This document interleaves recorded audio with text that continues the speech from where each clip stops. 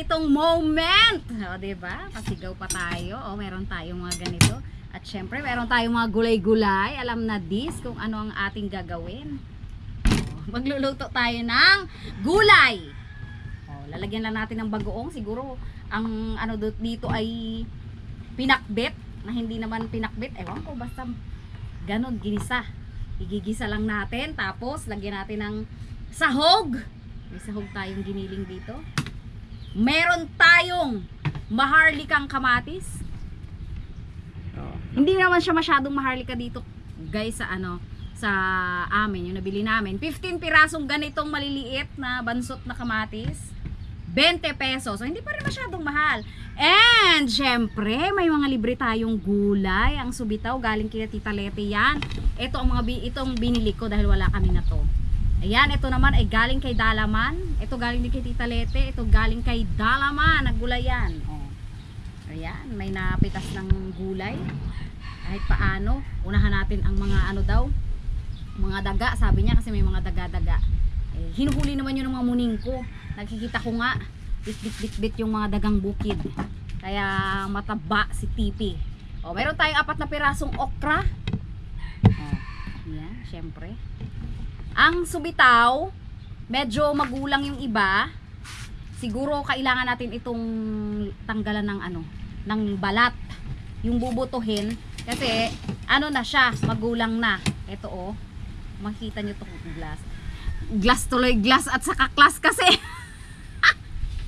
Glass na tuloy. Guys, kasi sana yung sasabihin ko tapos class naman yung nasa isip ko. Sorry na at medyo ano na, nasanay na ako na pag nagsasalita. Class! Ganon yung aking ano kasi. Pero nung umpisa, yung klase ko naman, guys naman yung natatawag ko. Ngayon naman, dahil sa tagal ko na rin hindi masyadong nagbablog ng ganitong klaseng vlog, ayan, napapaklas na tuloy ako. Ayan o, kasi magulang na to. Hindi na rin naman natin makakain itong balat na to, glass. Ayan na naman. Guys, hindi na po natin, hindi na lang ako magbabanggit. Hindi na po natin makakain kasi magulang na yan. Kumbaga ay masapal na. Ayan. Butuhin na lang natin. Pero yung iba, ano pa to? Mura. O, pwede pa to. Yan, napakasarap niyan. Sarap-sarap po ng ano na to, subitaw. Thank you so much po kay Tita Lete sa masipag na paghahatid ng mga gulay-gulay din dito. Kilala nyo naman po yon, yung kapatid ni Tatang. Ayan. Asawa ni Tito Talong. Asawa ni Tito Talong. Ayan po. Nandyan po kasi ang tanim niya, malapit kila Mr. Bugs. Diyan yung bukid niya. Ito ba? Pwede pa. Ayan. Kasi libangan niya ng mga ano ng mga may mga edad-edad na. Ayan, medyo naputol po tayo kanina. Dahil pati yata yung aking GoPro ay hindi nasanay mag-vlog. Medyo na ano siya, nalito. Nag-error na. Ayan, medyo marami pa yung mga butuhin. Pero ano to, mabilis lang naman tong lumambot itong mga buto na to at medyo sariwa pa naman ng konti. Hindi pa yung sobrang magulang na katulad ng mga binibenta sa palengke. Yung iba talagang dilaw na. Ito, katamtaman lang. Kaya saktong-sakto pa rin to. Hindi masyadong matigas. Ayan. Tapusin lang po namin ito.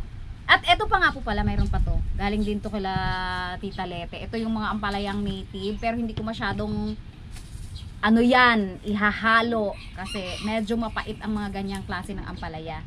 Eh si Tatang hindi masyadong ano sa ganyang ampalaya. Kasi pag mapait, umaatake yung hyperacidity ni Tatang. Kaya ilalagay lang natin yan sa gilid. Masarap din kasi yan at saka syempre masustansya ang ampalayang native. Saka nagbibigay din talaga siya kasi ng ibang lasa sa ating mga gulay. Diba? Ayan, balikan ko po kayo pag natapos na. At medyo mabuting-ting po talaga ito. Ayan, ito pong ating mapapait na ampalaya. Ay tatanggalan lang natin ng buto at aanuhin lang natin ng konti. Bibiakin lang natin ng konti. Kasi ilalagay ko lang naman to sa gilid. Para hindi masyadong kumalat yung pait niya. Ganyan lang yan.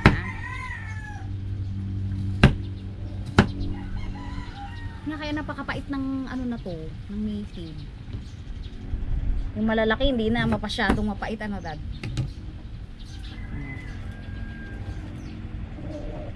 Ayan, bukas po ay ano na namin ulit, pasukan for the second semester.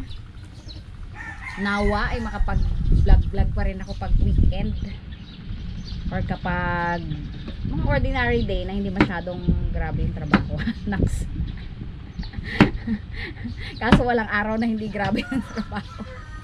Ayan. At syempre, ang ating sigarilyas. Ito po ay 40 pesos. Isang tali sa amin. Pero madami naman yan, oh. Marami naman na siya. Kasi medyo malalaki naman tong sigarilyas na to. Kaya ano din, medyo mura. Pero dati, 20 pesos lang yan. Mahal pa din talaga. Mahal siguro talaga ang mga gulay ngayon. Kasi wala naman masyadong tubig eh. Actually, yung kamatis namin na ito po, wala to masyadong katas kasi parang ano siya eh, hindi siguro masyadong lumaki yung puno. Pero okay na din. Kesa naman yung mamahaling kamatis na sobrang mahal talaga ngayon. Parang ginto ng kamatis eh. Ang mahal-mahal. Sarap din kasi ang kamatis. Yan. Dadagdagan pa natin ito ng dahon ng malunggay. Mamimitas lang ako dyan. Marami pa rin kaming dahon eh. Hindi pa naman summer na summer, kaya kahit paano may dahon pa yung mga malunggay kasi nauubusan din yan ng mga dahon po. Kapag nagtag-araw talaga dito noon, wala kaming makuhang dahon. Kahit na diligan mo pa yan, talagang natutuyot pa din, nauubos pa din. Kasi siguro malalim kasi din yung ugat ng malunggay. Wala na siyang makuhang tubig. Ayan! Etong kalabasa, hindi po natin ito lalahatin kasi sobrang laki naman po niyan. O, sobrang laki yan. Hindi naman sobrang laki, kaya lang susobra siya. Nakakatuwa, puro green, wala siyang ano, ito kalabasa mamaya. Mag-iiba yung kulay ng ano, mga gulay natin. Kasi ano na rin naman to, dilaw. Medyo magulang-gulang na. Ayan. Biakin natin.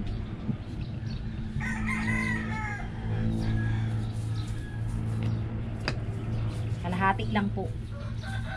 Marami pa yung kalahati, no?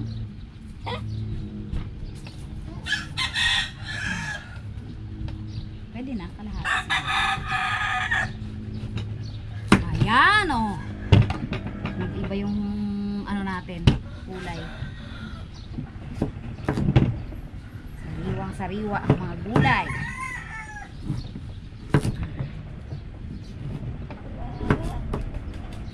Wala na po kaming mga additional na naiwang vlogs doon nung aming bakasyon kasi mabilisan lang po talaga ang travel namin.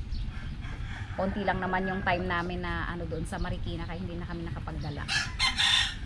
At meron nga kaming mga sipon-sipon, ubo, pati si Otep. Hindi na namin masyadong in-spend sa labas. Mainit din kasi. Ayan.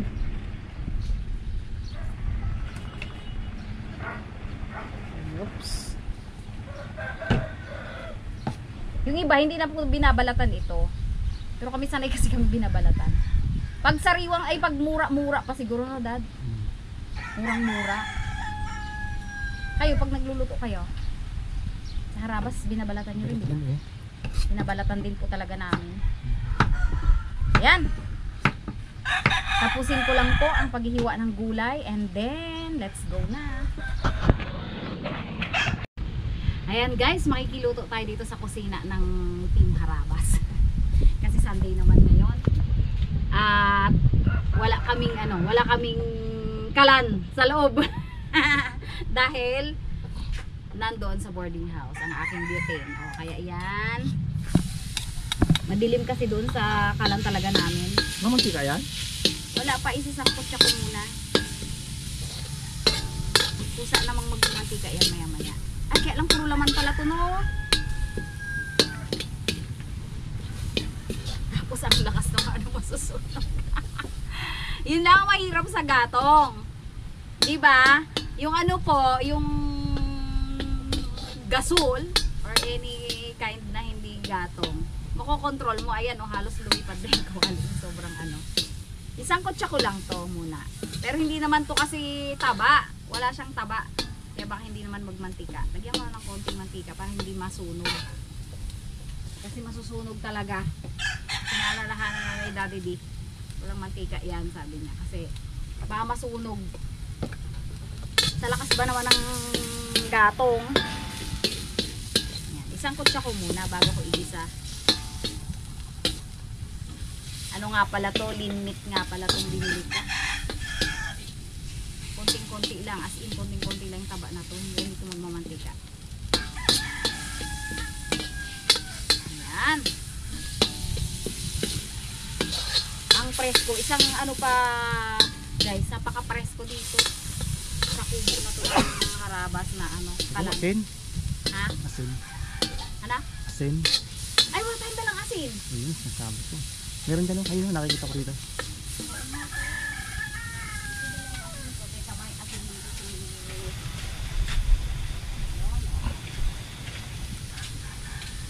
Ayan muna natin ng konti. Magkasa.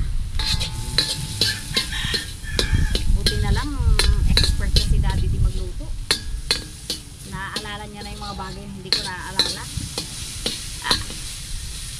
Ayan, ilagay muna natin sa gilid. Hindi talaga siya nagbantika. Ayan na may konti. Yung nilagay ko lang rin yan kanina. At dito ko na rin igigisa. Parang lumiliyab yung ating ano. Yung ating kawali. Pero, iba pa rin kasi yung luto sa kahoy. Though hindi siya makontrol. Especially may mga, halimbawa, yung mga nilaga, mga ano, mga sinigang, tipid na, medyo ano pa, kakaiba. May ano kaya yun? May effect kaya yun? Grabe naman yung bawang namin, hindi napit-pit oh. Pit-pitin po natin ang bawang. Hindi lang po masyadong napit-pit kasi nagbabounce siya sa ano, sa table. Nagbabounce po kasi sa table. Hindi masyadong napitpit. Yan, syempre gisa-gisa lang tayo.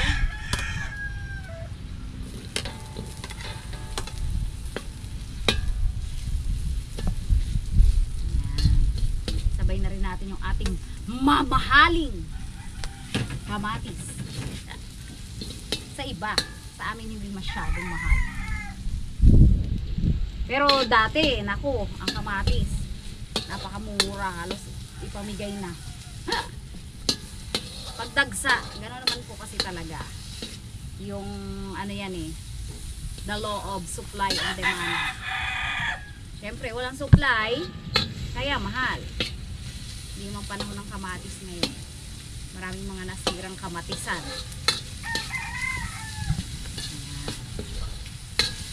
Hintayin po muna nating lumabas ang aroma ng ating mga spices, bawang, sibuyas, kamatis bago natin ihalo yung ating karne. Ayan. Saan na yung takip ko? Takpan natin. Yan, napakalakas po talaga ng ating gatong. May extra luha pa dahil sa usok. Ayan, nagbantika na rin yung ating karne kahit paano. Ihalo na natin dahil lumabas naman na yung aroma ng ating mga spices na tatlo. Yan. Ang sarap. Babango. Ito pa lang. Bango na ng ating gulay. Kunahin na natin ang ating sitaw. Actually, pwede na natin pagsabay-sabayin. Muntik ng class na naman. Pero yung ampalaya, ilalagay lang natin mamaya sa sulok para hindi pumait ang ating everything.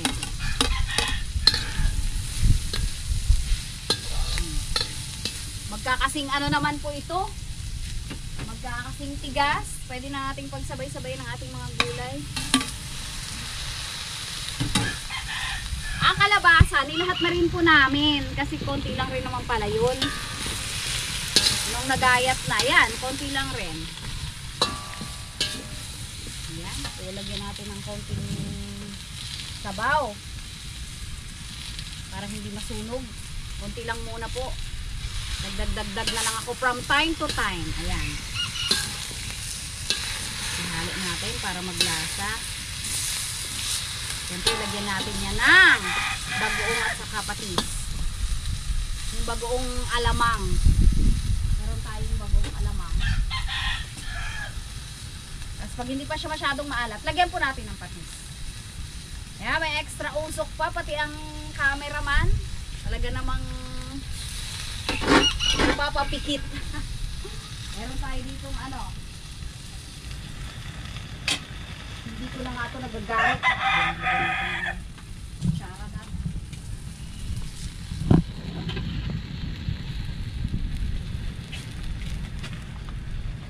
Yun. Meron pa siyang ano, mantika sa ibabaw. Ito po yung dating Barrio Fiesta. Pero Barrio Fiesta pa rin nila pa rin naman ito. Hindi naman po kasi ito maalat. Ito yung gisado. Medyo may konting anghanga lang. Dahil pula. Ihalo natin para maglasa na ng masyado sa ano. Do marami rin naman kaming mga alamang dyan. Kaya lang. Masarap din kasi ito gisado na siya. Hindi ka na magigisa. Ayan. Wow! Delisyoso. Sa totoo lang po, pag weekdays, hindi kami masyadong nagluluto ng gulay. Hindi ako masyadong nakakakain kasi ang bilis kong ma-detox sa gulay. Hirap kasi nagtuturo ka tapos sumasakit yung tiyan mo. So, isa sa pinakamahirap na sitwasyon po yun. Nakatayo ka, nagtuturo, tapos humihilab yung tiyan mo dahil nade-detox ka sa gulay. Ayan! Hintayin lang po nating lumambot ang ating mga gulay, tapos titimplahan na lang po ito and then kakain agad kami. Ayan, kukuha pa tayo ng malunggay. Medyo ano na rin po kung makikita nyo, medyo nag-dry up na rin yung ating mga malunggay. Kasi medyo ano na talaga, kulang na sila sa tubig. Okay na po itong gantong karami para hindi naman masayang. O, diba? Libre ang malunggay. Kaya nga lang, ayan, medyo kukunti na. Ayun din, no, medyo nagda-dry up na rin naman din. O, tingnan nyo po. Ito yung mga nagkukulang na siya sa tubig, eh. Ayan, o. Yung mga ano na siya. Pero pwede pa naman. Goods na goods pa po ito. Ayan, nilagyan na po namin yan ng pampalasa. Ito pong ating mga ampalayang mapait. Kaya sa gilid lang po yan dahil hindi naman na natin hahaluin yung mga gulay. Ilalagay ko lang mamaya sa ibabaw yung aking pinitas na malunggay pag medyo maluluto na. Baka kasi pumait naman ang ating life. Maging bitter. Wow. Maging bitter. Ayan. Yan lang yan. Kahit hindi masyadong maluto. Ang mahalaga may konting lasa-lasa ng ampalaya. Na native. O, takpan na muna natin. Okay na yan. Hintayin natin lumambot. Dahil talagang napaka-lakas ng ating flat. Ayan. Medyo ilang minuto na rin po. Alisin po natin na yung ampalaya kasi ano na, malambot na to. Pwede na tong kainin mamaya kung sinong gustong kumain dahil papait na po.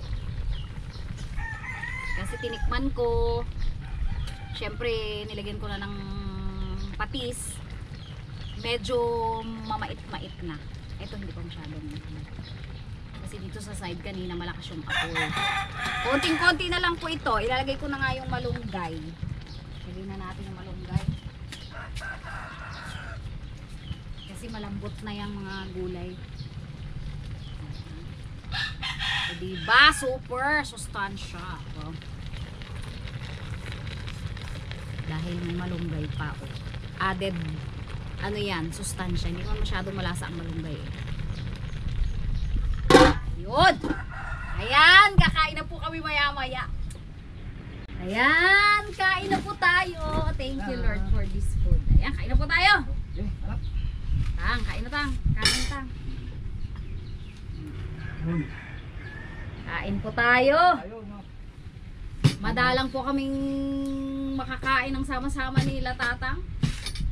Pangulang gulay. Tapos gulay ang ating ulam. Ano dito sa bukid. Dalaman. Yan, anak. Yung iba dyan tang, bigay ni Tita Lete. Puro ani. Kaya mga bigay-bigay yan. Puro ani lang dito Puro sa... ani lang po ano, yan. Ay, guys. yung aking ano, dad. Kasi Sarap yan ano, itong... tang, oh, kung gusto mong may ampalaya, binukod ko kasi bumapait eh. Ampalayang native. Hindi mo pala siya masyadong pait. Pero mapait pa rin. Makakain ko ng gabi. Sama yung palaya, may itlog ba? Hindi mo... Ah, yung ano siguro yung tang, yung malaki. Ito na dad, meron dad oh. Pwede na yan. Lagayan? Hindi, isa plato na lang natin. Gusto mo rin? Ako gusto ko rin may bagoong. Kasi yung ampalaya. May solo kasi tayong ampalaya. Bagong masarap muna. Ano to tang? Alamang na gisado. Gusto nyo tang? Sarap yan. Hindi yan masyadong maalat kasi baryo. Ano yan? Sarap yan. Ang mga...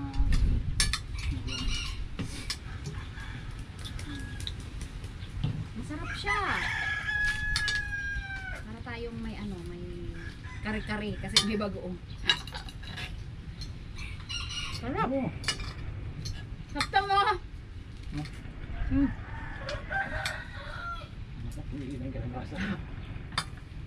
Kung kami, sarap na sarap.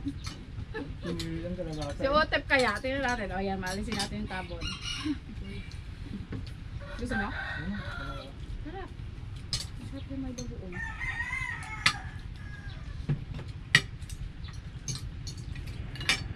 At least kumakain si Otep ng kalabasa. Ang sarap ng sigarilyas na ito.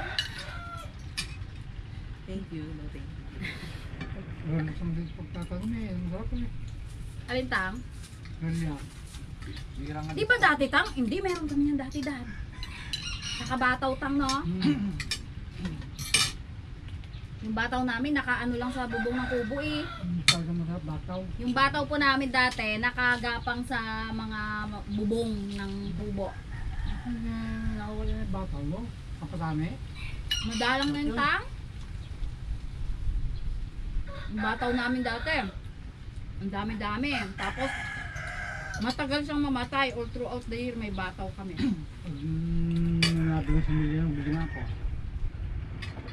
Kahit sa palengke tang, madalang ako makakita. Bataw sa kapatami. Bataw patami. Ang masarap din sa bukid. Ito din tang kaya. Magbili tayo ng ano, sigarilyas. Ganyan dyan. Maano rin yan eh, sa mga pwedeng sa mga bubong-bubong ng ano yan eh. Sa amin, nasa bakod lang naman. Yan, mga ganyan o. Mga gawang nila harapos na Ayan nga tang. pagapangan. Yun ang maganda dyan. May upo ngayon ang time na yun. Ang meron doon din kila Dante sa gilid ng bakod. Ang palaya. Ang palaya. Tapos, talong. Kaya lang mayroon din pong ano, nito. Buhay pandaw. Diba ko nang Ano pala? Pwede pala magtanong pag dito na sa palibot na... kapalibot ng bakod tang oh. Pwede tang. Lagyan ng balag na mukha nung ano. Sa amin tang, mismong bakod din. Mismong mga bakod ang nilakapangan. Baka pwede nga tayo medyo ng bakod na eh. Yung mismong kanyang balag. Pag ganyan, kaya ko na rin lagayan na. Bilid. Ako malapit lang dito. Kami host. May host na. Bila ko ng nakabang host. Yung mulberry natin tang, dapat siguro tang paanahan din natin ng tubig. Ako na. Medyo natutuyo. Kaya Kaya, man na, no? Kung dito natin na, no? Paspan. medyo mainit na po kasi. Medyo natutuyo yung mulberry. Wala siyang bunga ngayon. Kasi, supposed to be may bunga yan eh. Tama. Latres nga, ha? Kaya pala magandang bulas na mabulas pa yung aratilis eh. Bilis niya Otep kumain ha. Budol pa naman ulam. Kumuha naman ako ulam daw. Sarap ng ito. Sarap to. Kaya niya ang tuloy na. Ako nga. Kung gulay lang tsaka manok na. Mas busog pa ako dito. Gusto pa to eh. Lahat ang gulay talaga tang.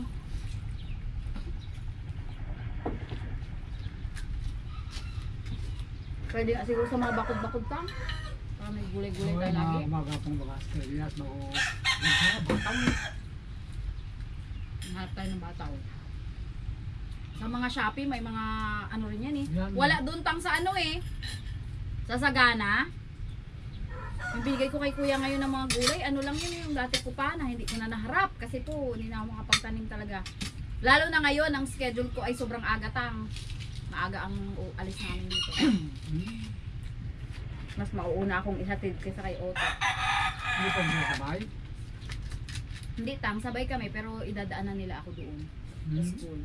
Ikaw, na. Laman sa school nyo. Kasi mas maaga na ako ngayon sa kanya. Direct sa Bodonas na. Hindi na ako didiretso doon.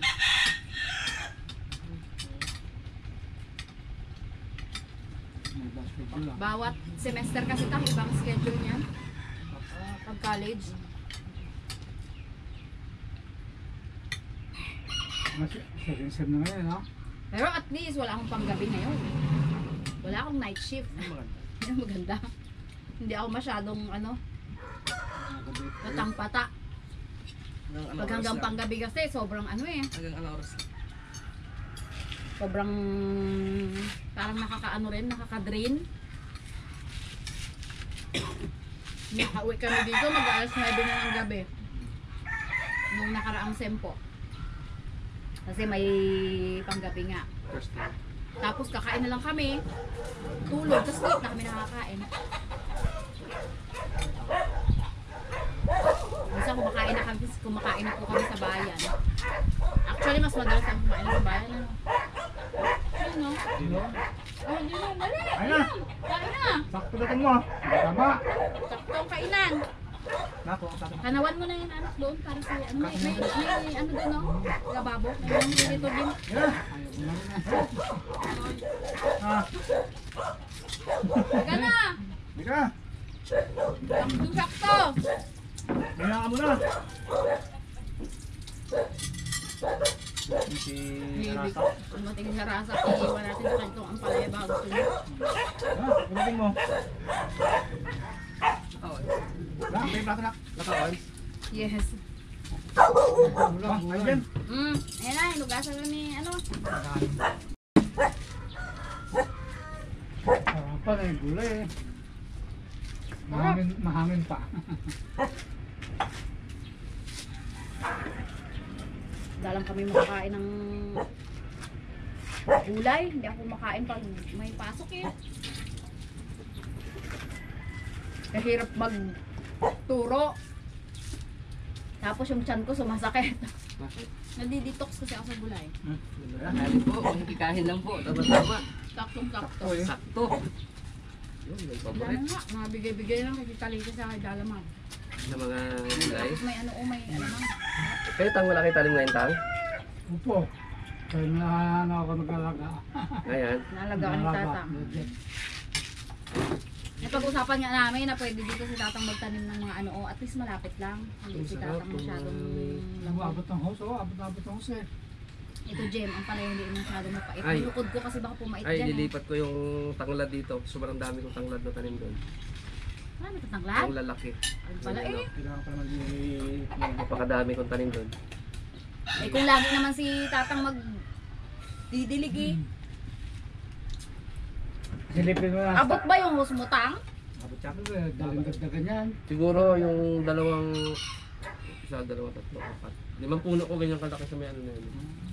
Ang ganda. Silipin Kaya mo kong yung, tanim yun eh. silipin mo yung kanilang tanglad sa tapat ng kanal. Nasali mo na, abo. Kapal na. Ah, dyan pala nila nilipat. Kaya sabi ko, ba't parang nawala yung tanglad dito? Para makalabang punan mo ngayon. Ganda, ganda. Lumabo mo siya. Ganda. Pwede palang tanglad yan. Papagos ako lagi ng buksang alala para ma... Saka yung mga ano na yung tang, yung mga tirang tubig doon, talagang maano yan. Yung mga batya, na-stock talagang tubig dyan. Ano eh? Sa mga sabon, yung Ay mo na. Hindi, nayak ko. Kape ko rin. Ayun, no? Kapag may... kain! Ay mo na. Ay mo na. Kain, Margs! Gigs mga guys. O, kilala naman niya ng mga Pinupuntahan namin sa Litas. kaharabas. Ng mga ka-KKK din, syempre. Nangyari ng... Si Diego, yung mayroong may-ari ng palaisdaan. Kumpare ko po yun, kaklase ko kasi ini. Madalas kami doon sa kanilang Nadaan ito doon eh. Mga Buwan KK. kaya? Kaibigan kasi nila Jimmy, nila kuya. Kaibigan namin yun. Buwan kaya? Pero nung araw, Okay, kain muna tayo. kami talaga ang magkaka ano po niyan, kaklase ko kasi yung elementary. Ay mo na.